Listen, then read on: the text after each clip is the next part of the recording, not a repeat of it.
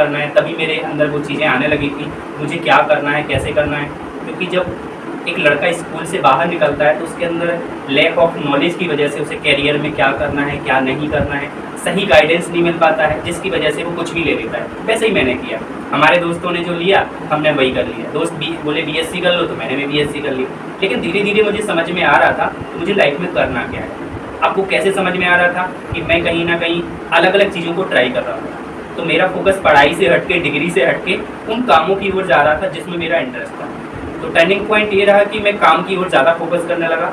और हमारा जो एजुकेशन सिस्टम है वो आपको ये सिखाता है कि सिर्फ आपको डिग्री लेना है, बट एक्चुअल में जो आज की नीड है वो है स्किल। तो मैंने स्किल को फोकस करना शुरू कर दिया और फिर इसी को लेकर मैं इंदौर गया और वहाँ पर मैंने बहुत सारी स्किल को सीखने की कोशिश की, जैसे कि English speaking and personality development और बहुत सारी एक्टिविटी में इन्वॉल्व रहा। और धीरे धीरे करके जब मुझे समझ में आ गया कि मैं पब्लिक स्पीकिंग अच्छी कर लेता हूँ, तो इस फील्ड में मैंने फिर पूरी तरह से जाने का फैसला लिया और बहुत सारी जो स्कूल हैं, कॉलेज हैं, वहाँ पर सेमिनार करता हूँ और आज मैं हज़ारों बच्चों को इंस्पायर कर चुका हूँ। तो ये छोटी सी कोई जर्नी है।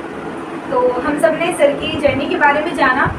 सर मैं एक क्वेश्चन करना चाहूँगी, जैसे कि आपका ऐसा रहा कि आपने तो समझ लिया था मुझे क्या करना है, मुझे क्या अच्छा लगना है, बट कई ऐसे बच्चे हैं जो नहीं समझ पाते हैं उनको क्या करना चाहिए, क्या उनके लिए सही रहेगा, इसलिए वो बहुत ज़्यादा कंफ्यूज हो जाते हैं। राइट, ये प्रॉब्लम आई थिंक मुझे लगता है मैंने फेस की है, आपने भी फेस की होगी और हर बच्चे के अंदर ये प्रॉब्लम।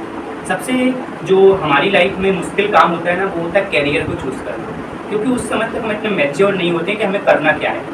आपके सामने एक मूवी चलती है, उसका नाम है सिंघम। तो जैसे आप सिंघम मूवी देखते हैं तो आपको लगता है कि मुझे पुलिस वाला बनना है। फिर जैसे दूसरी मूवी आ जाती है और आप उसमें देखते हैं कोई वकील है, जॉली LLB 2 देखी आपने, तो आपको लगता है मुझे वकील बनना है। तो हमारा जो मन होता है वो चंचल होता है और हम जो किसी चीज़ को देख लेते हैं हमें वैसा बनना होता है। हमारे इर्द गिर्द कोई पुलिस वाला दिख गया या IAS दिख गया तो हमें वैसा बनना है। लेकिन मैं सभी को सजेस्ट करना चाहूँगा, यूथ को, कि आपको अपने कैरियर के डिसीजन किसी को देखकर इंस्पायर्ड होकर नहीं लेना चाहिए।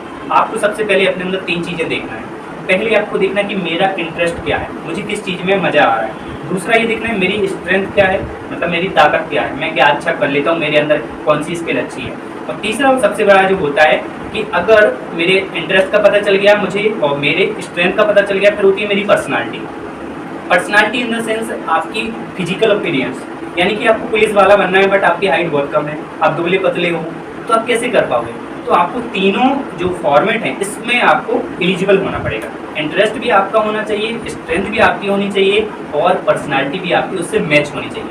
जब ये तीनों चीज़ें हो जाती हैं तो फिर यदि आप कंफ्यूज हैं कि आप 2 या 3 मेरे गोल हैं, तो 2 और 3 गोल में से आपको चूज़ करना है कि आप क्या करना है। तो सबसे पहले पेन और कॉपी लीजिए और लिखना शुरू कर दीजिए कि अगर मैं ये बन रहा हूँ तो मुझे ये समस्याएं आ सकती हैं, अगर ये मैं बन रहा हूँ तो इसमें ये मुझे फ़ायदे हो सकते हैं। तो वैसे हम पेन से कैलकुलेशन करेंगे ना तो उसका रिजल्ट हमें जल्दी मिलना शुरू हो जाएगा। और 2 तरह के काम होते हैं, एक होता है हमारा स्किल बेस्ड काम, जिसे बोलते हैं हम पैशनेट होना, यानी पैशन वाला काम करना, और एक होता है डिग्री वाला काम, यानी कि हमने कोई डिग्री अचीव कर ली और उसके बेस पर हम नौकरी करने लगे। और एक होता है पार्ट टाइम काम, जैसे आजकल यूट्यूबर हैं तो यूट्यूबर पार्ट टाइम काम कर रहे हैं, दूसरा कंटेंट राइटर हैं, कोई वॉइस ओवर कर रहा है। तो ये कुछ काम होते हैं, हमें दोनों को साथ में लेके चलना होता है और एक समय के बाद हमें पता चल जाता है कि मेरा फाइनल कैरियर क्या है। तो आपको इन कुछ फॉर्मेट में एलिजिबल होना पड़ेगा, आई थिंक। तो सर का बहुत बहुत धन्यवाद, जो सर ने इतनी सारी इन्फॉर्मेशन दी हमें। इस तरह की अच्छी बातें जानने के लिए सर को बुलाते रहेंगे और सर से मिलते रहेंगे। तो सर का बहुत बहुत शुक्रिया। Thank you sir. Thank you so much.